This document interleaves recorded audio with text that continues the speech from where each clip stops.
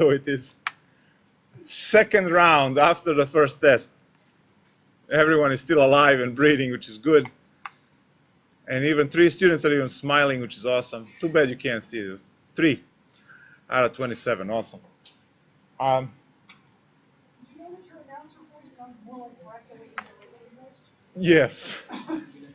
I should maybe start with a good evening. I never know if I'm listening to Maddie and Keller or like Minister Brock. Yes.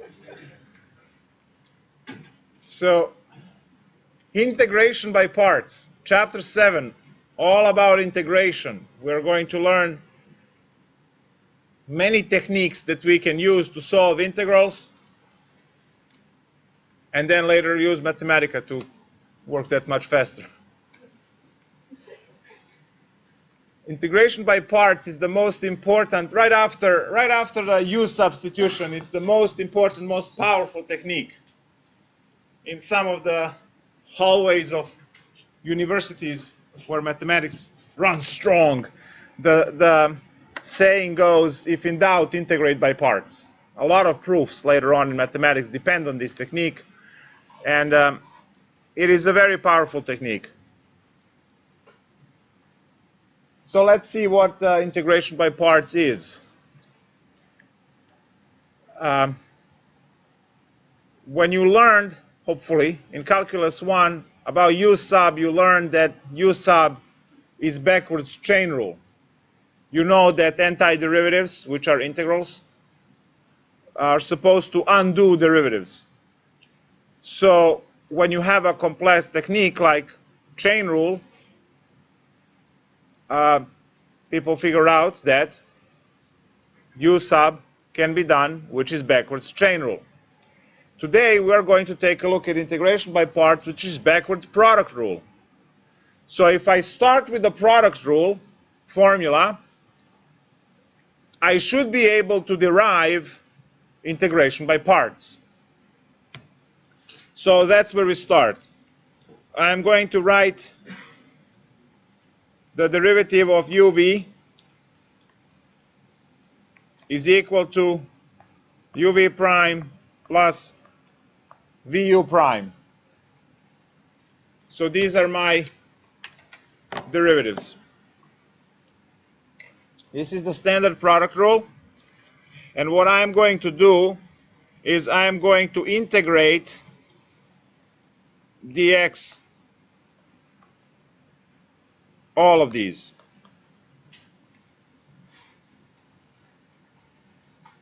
Now we know that on the first one, the derivative and integral cancel each other out by the fundamental theorem of calculus, because fundamental theorem of calculus part 1 says that they're opposites of each other, right?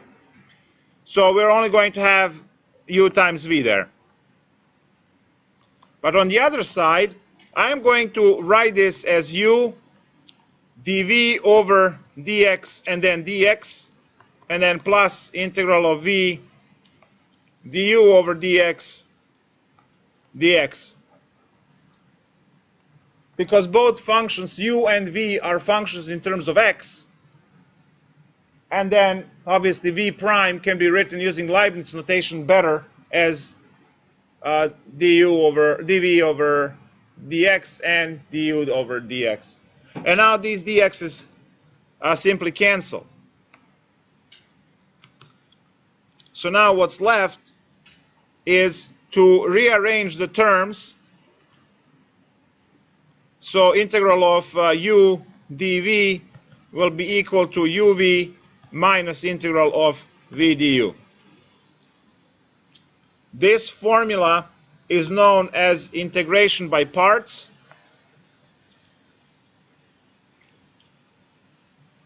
And this will be the second thing you try, which means the first thing you try if u substitution fails. So we are going to now not just learn what are the new techniques, but also how to recognize which is the correct technique of integration to use. And I'm telling you now that if integration by parts, if u substitution fails, then you immediately think about integration by parts. Good question. I missed what you said about how you like the left-hand side of the top of There was the How does it become plain UV? derivative and integral are opposites of each other. They cancel out by fundamental theorem of calculus. Why don't they cancel out UV? Because the derivative is only on v and only on u, not on the whole expression, like, right? So now, I would like also to offer a different approach, which is less known, but it's geometric approach, and you might appreciate this after all of your study time regarding the representative rectangles dy, dx, and so on. So if I have any kind of a function, and let's enclose that function into this rectangle on u and v axis,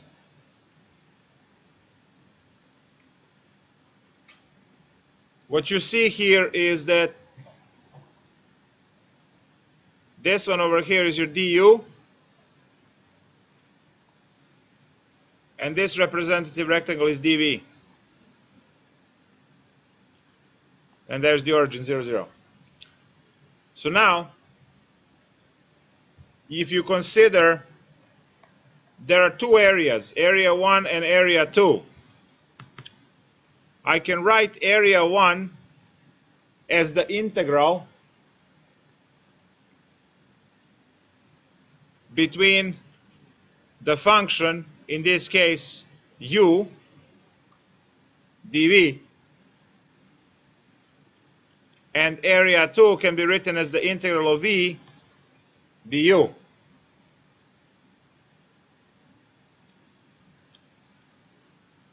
So this is technically the same like as you're writing your x and y. So you have y dx, and then you have x dy. And we also see from the rectangle that area 1 plus area 2 is the overall area, and the overall area is u times v. If you look at the axis, u and v, right? So when you put all of this together, you get, again, integration by parts. It's just a little graphical approach in terms of a proof or derivation for the formula. So now you will plug in that a1 is the integral of u dv plus the integral of v du is equal to uv, and the integral of u dv is equal to uv minus the integral of v du.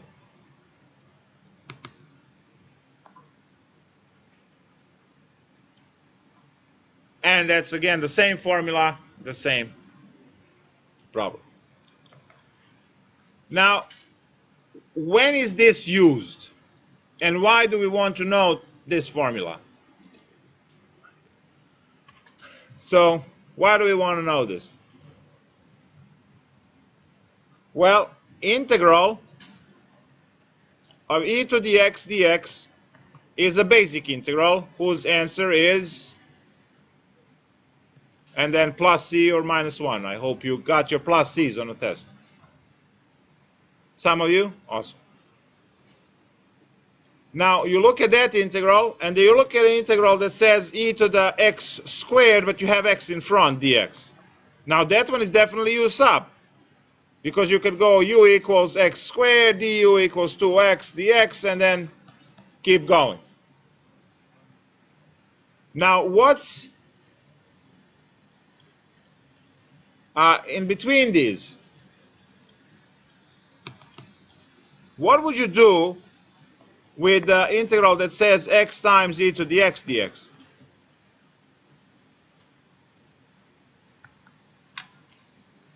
Would u sub work? And the answer is hell no. Not no. It's hell no, right? Because if you look at it, if you go and you say, well, exponent is generally, right, what u is, well, you say u equals x, which means that every x becomes u, and you get exactly the same integral just in terms of u instead of x. So in that case, it becomes a dummy variable. It really doesn't do anything. So u substitution is completely useless to solve this. Can't. So this is where the integration by parts comes in. And you say, all right, if I have multiplication of two functions, and you always have that because the simplest possible integral, I'm going to erase this, the simplest possible integral that you are writing is already, in some sense, integration by parts. Because if you write this, there is a multiplication there because you can always add 1 times in front. See? You're already set for integration by parts because you have multiplication of two things for the formula, because the formula requires, as you can see, multiplication of two things, two terms. Now I actually have 3 separate factors over here. There is this x, there is e to the x, and then there is dx. Now clearly dx will always stay as a dv part. But then it could be x dx, it could be e to the x dx, or just dx. Depends on the problem, and you will see many different problems.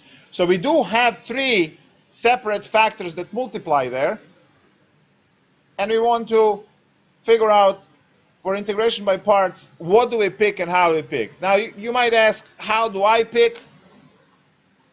I just know, because called experience, right? And what have I done when I was, right, sitting as a student? I don't remember. I know just I was very persistent. That's the most important characteristic that you can have. Not give up. Keep trying. If one thing doesn't work, the 37th thing will. Let's go. Keep pounding until you get it. So here's what I'm going to do. I need to define u and dv.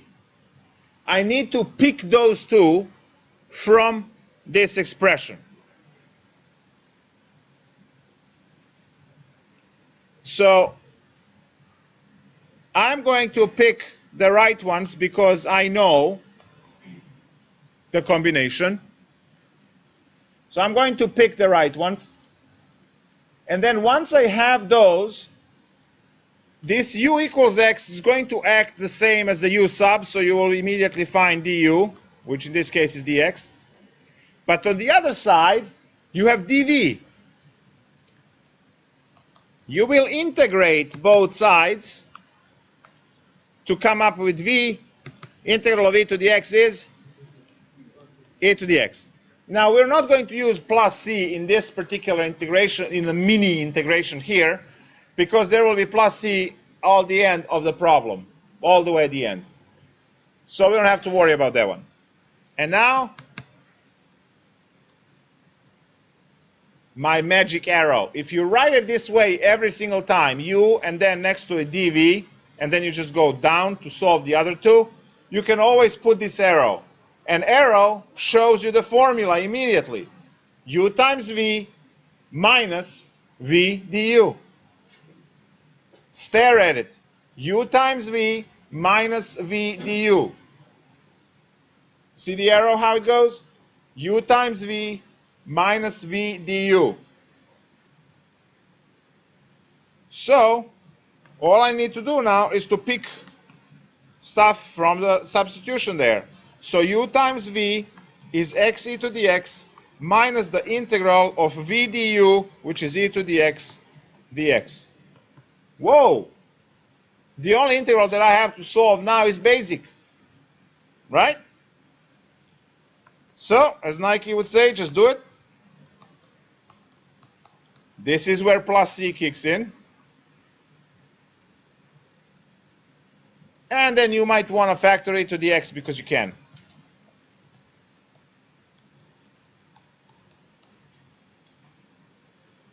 This is integration by parts.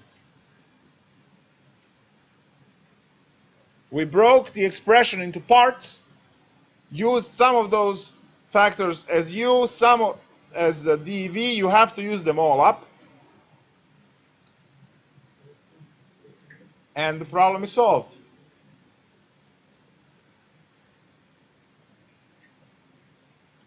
So try mimicking this procedure 100% for integral x sine x dx.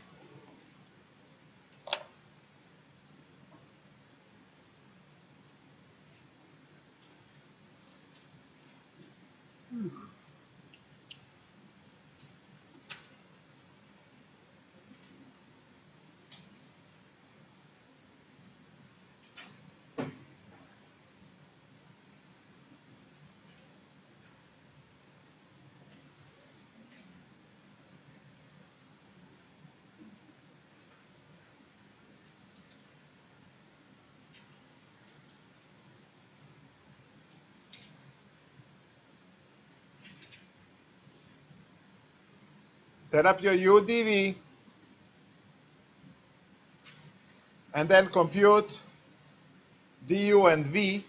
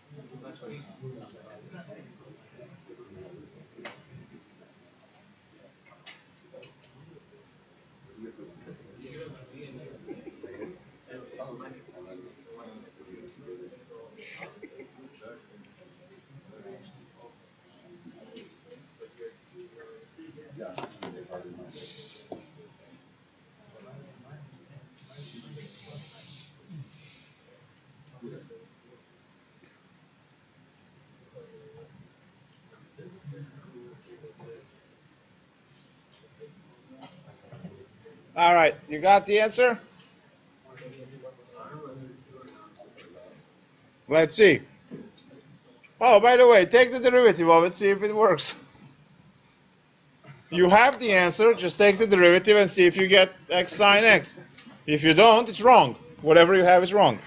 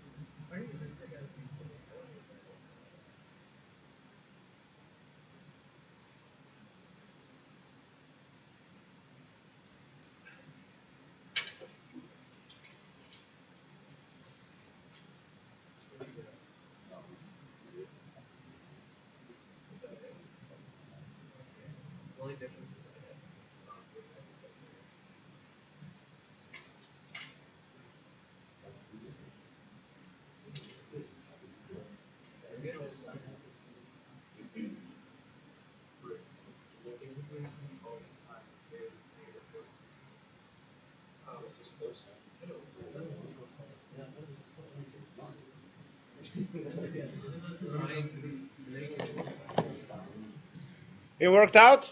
Awesome. So,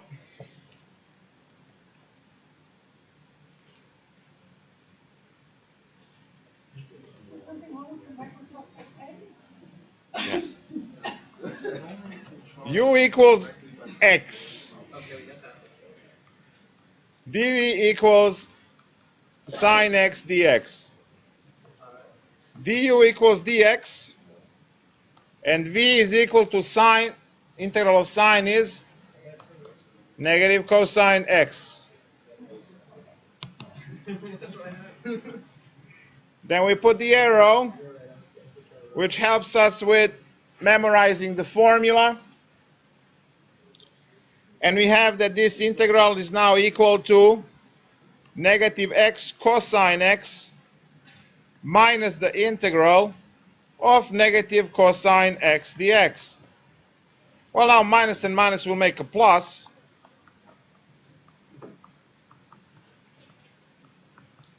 And now we're supposed to integrate cosine x dx. Oops. I hope you put your dx's everywhere also. It's worth a point per problem.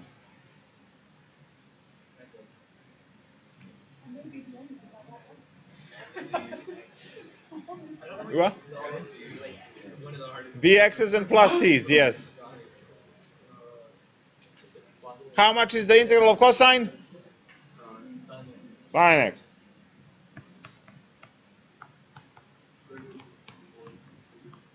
And then? Plus c, exactly.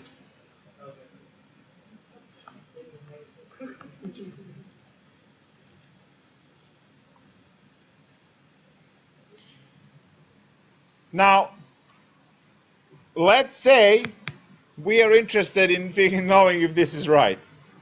Let's say we care. So what we do is we take the product rule, right? We take the derivative of this using the product rule and check if the answer works.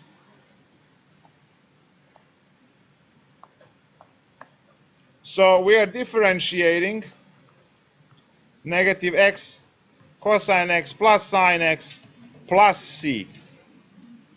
So as we're differentiating, we have copy the first, derivative of the second, plus copy the second, derivative of the first, plus derivative of sine is cosine, and derivative of c is 0.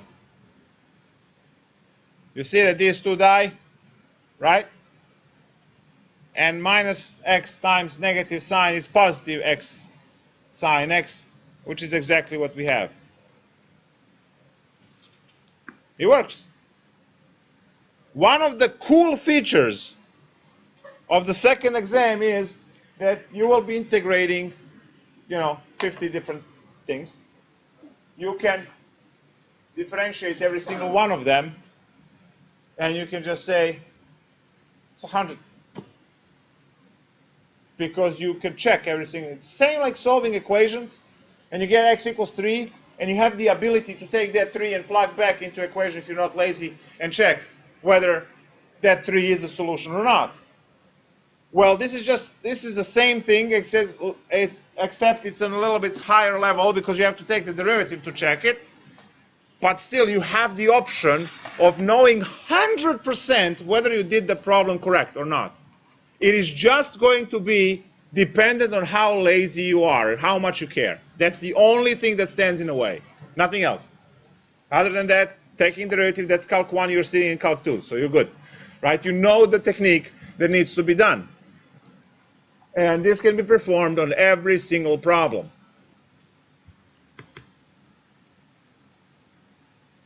Next example.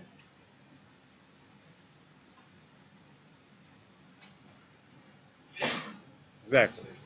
Is that ever going to be like a situation where I have to use U sub to take the angle of the, so it's like, If that's the official request, I'll make one just for you.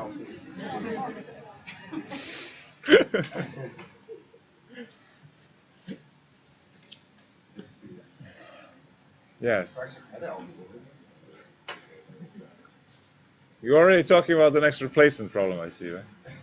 No. Okay.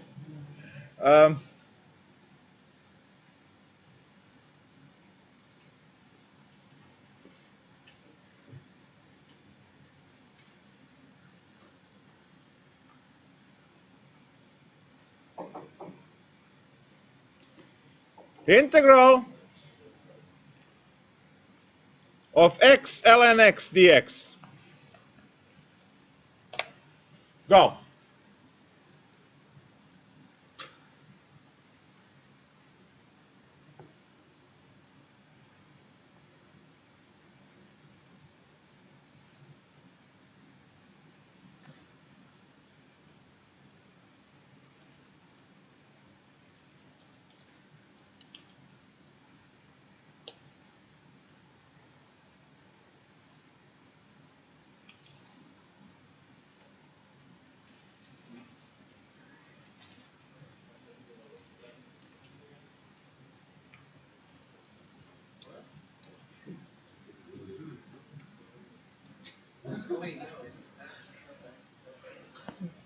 Did you hit a brick wall?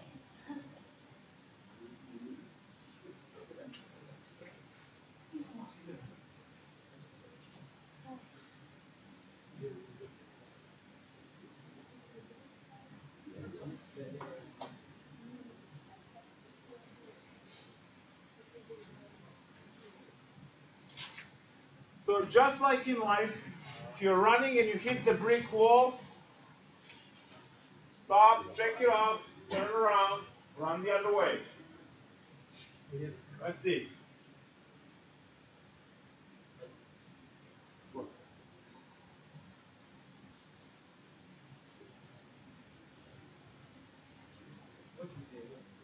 Problem. These are problems that I wrote.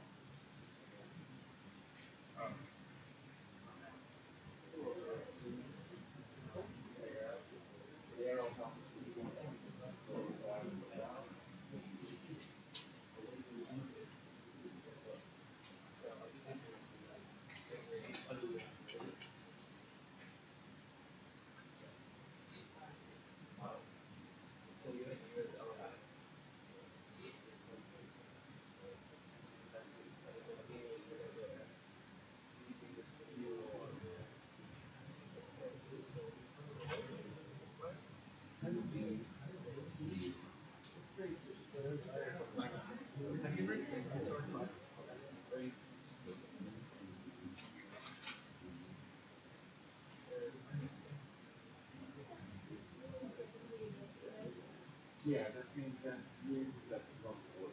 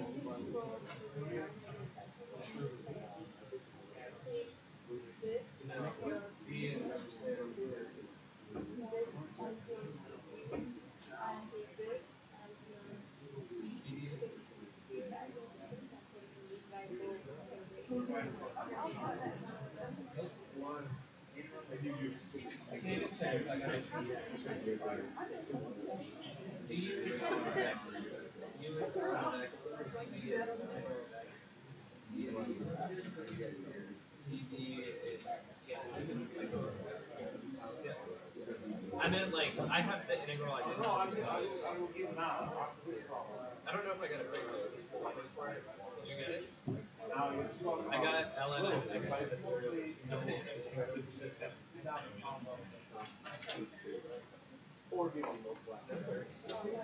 Always that option. All right. So you had some time to copy the problem from those who did it. Now let's talk about it together. So in most of these problems, you immediately start with u equals x, and then the rest is dv, and you try to work it out that way.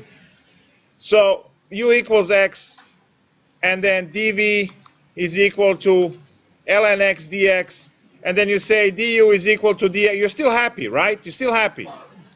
Du equals dx, and then you go v, and you say, what's the integral of ln x, right? And this is where the stuff crashes at this point, because you're realizing that over here you have something that it's not easy to integrate. You might not know the integral for it. It's not a basic integral or so on. And ln x is actually not a basic integral. So this is where you have to stop and you say, all right, this choice that I am making is wrong. I can't use it. I have to try something else. So let's shuffle these things around. Let's try and put ln x here, and then x dx here. Because the cool part about u is it can take anything. Remember, you can differentiate anything, but you can't integrate everything, right? This is the section chapter on integration. We are going to use these techniques to figure out how to integrate those things that are not basic integrals. Integral of tangent x, right? That's not a basic integral. We had to use u sub. We change the tangent to sine over cosine, and we use u sub, and we get ln of secant, right? So we have to be very careful with u sub which part is going to be left for dv, because that dv part is the one that is going to be integrated later. So it was cool in the previous two problems to use e to the x, to use sine x, because yes, we can integrate those. But in this case, ln x, nope. So let's switch them around, put ln x in a u position, and leave x for the dv position. And then try it. Persistence. That's what I said. You are learning this, and there's going to be a lot of frustration and a lot of hair pulling until you get very comfortable to guess it on a first try. It takes time to get this. Remember the 1%, right? There's a reason right there. So now I can integrate ln x like this. It's 1 over x dx, and then the integral of x is x squared over 2. And I put the arrow, which helps me with the formula. So now I have integral is equal to uv, which is going to be, I can write it fancy, 1/2 x squared ln x, so that's uv, minus the integral of x squared over 2 times 1 over x dx. Now some of that stuff simplifies, right? So we have 1/2 x squared ln x here. Kick out 1/2 in front, cancel these x's, and look what you're integrating now. Cool, right? Yes?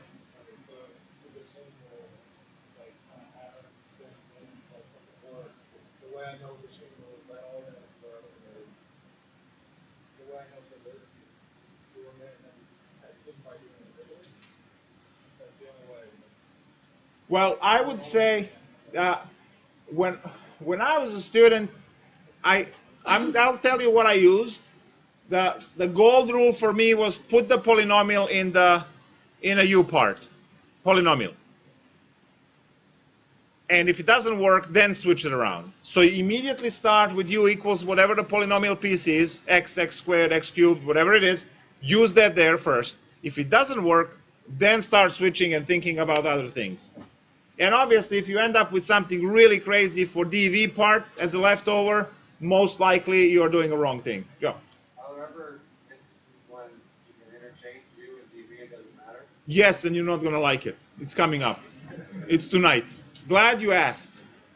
I usually put a red line, and I write an evil one, and then I put another line underneath, and then we do that problem. Stay tuned.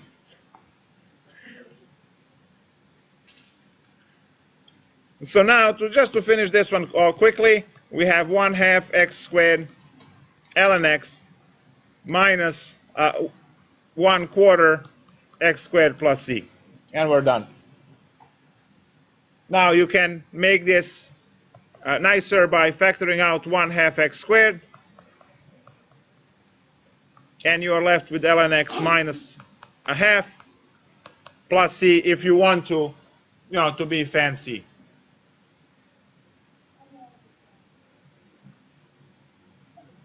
What happened? So I don't want to be fancy. Okay, that's fair.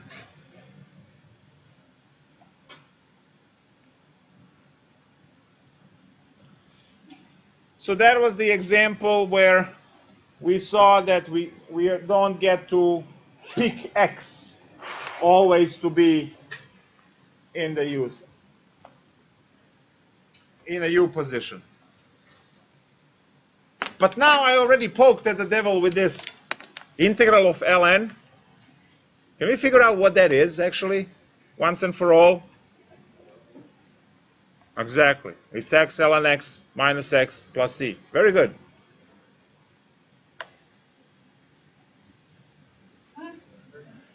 Yeah, we got to figure that out. Let's go. So, what is the integral of ln x dx? What is the integral of ln x dx?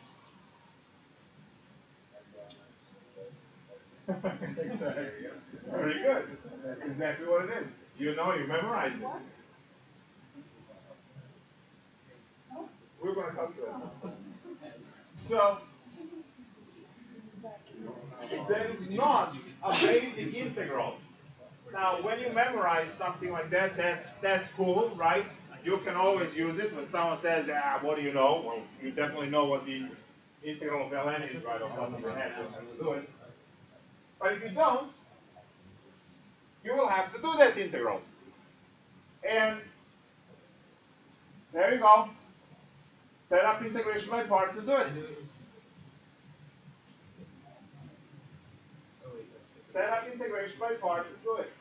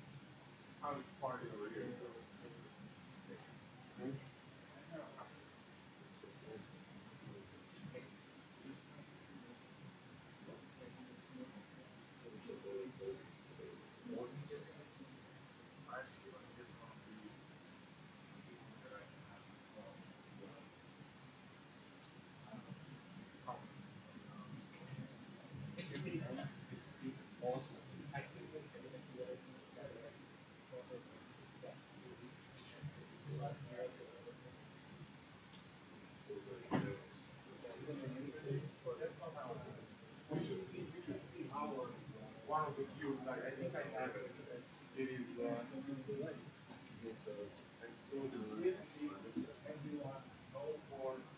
similar for Iran, right?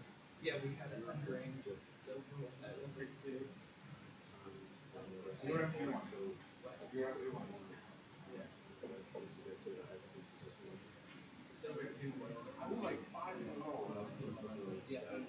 And then I got a king and not like they just That's the best because solid field as a whole. Holy. I just started running around like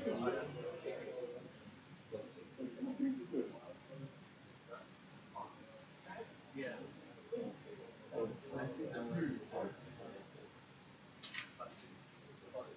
Dimensions coming up. It's going to get more interesting. All right, awesome. So we see that this that looks like it's a basic integral is actually not a basic integral, and we have to use integration by parts to solve it. So what is u? ln x. And what is dv? Just dx. Very good. So what is the du? dx. Very good. And what is v? X. Right? When you integrate just integral of dx, it's just x plus c, but yeah. So now we put our arrow, and that's going to work out to be x ln x minus the integral of 1 over x times x dx. Now those cancel, so we have x ln x minus x plus c, and to be fancy, we factor out x, and we have ln x minus 1 plus c. But most likely this is the form that you would use. I like the one below for calculation purposes because, look, if you have to compute the limits, you will have to plug in x in 1, 2, 3 spots. Over here you are plugging into 2 spots. So this is, right, factoring is done for that purpose. If you have to compute further, the more you compress, the less times you have to plug in x into it. And now that I mentioned it, how about we just crank one of those with limits? So you will solve the integration by parts like you always do, and then you just apply limits at the end. When you are done with everything, you will, instead of plus c, put the line and put the values and be done.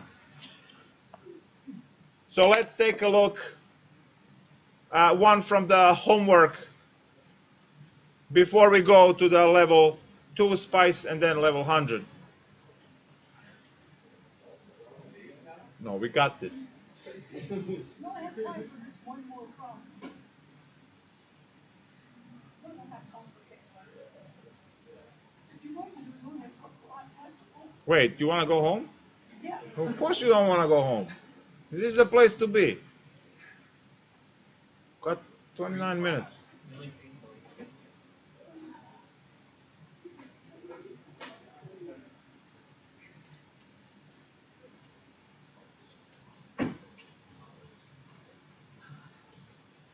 No, seriously, class ends at Yeah,